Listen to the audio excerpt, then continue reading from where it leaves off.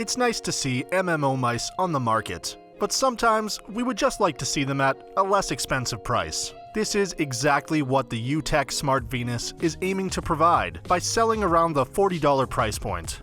I say around because although Amazon displays the Venus at $99.99 for its default price, it was reduced at more than 50% of its original price at $36.99. So considering this variation in price, we could definitely say that the UtechSmart Venus is a mid-range MMO mouse.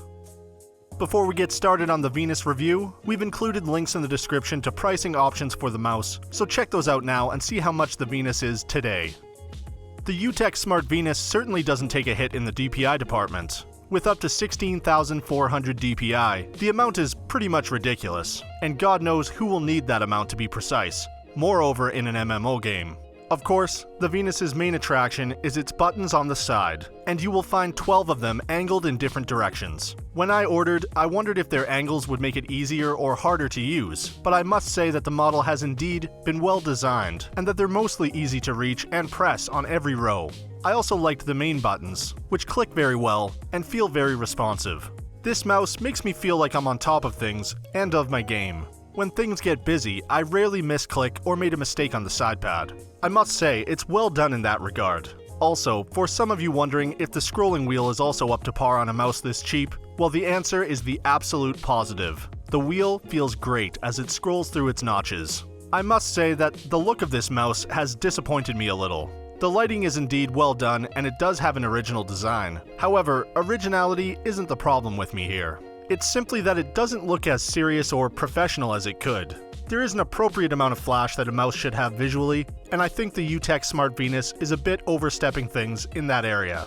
However, this doesn't affect my review so much and the appreciation that I have of this mouse. I do think that getting some customization options like the color options for the LED and weight system compensates for that. Other than the typical 2-button and scroll wheel combination, it also has 3 other buttons on top. The 2 arrow buttons allow you to change the DPI quickly. It's the only mouse I own where I can change the DPI intuitively without referring to the instruction manual. I love it.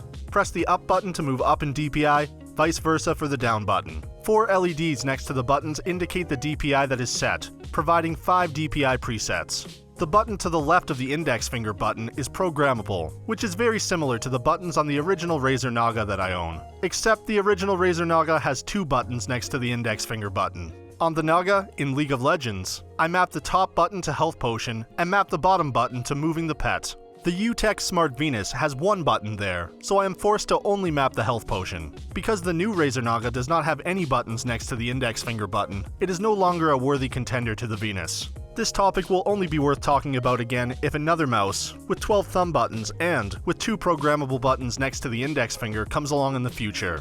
The bottom of the Venus has the infrared laser port, a button for you to change profile, 2 large sliding pads, and a rotating door for adjusting weights. The UtechSmart Venus comes with 8 weights pre-installed. Each metal weight is 2.4 grams, but even with all 8 weights, the mouse is still pretty light. So that sums up our UtechSmart Venus review. We hope you enjoyed. If you did, please leave a like on the video, and if you're new here, hit that subscribe button. Until next time, have a great day.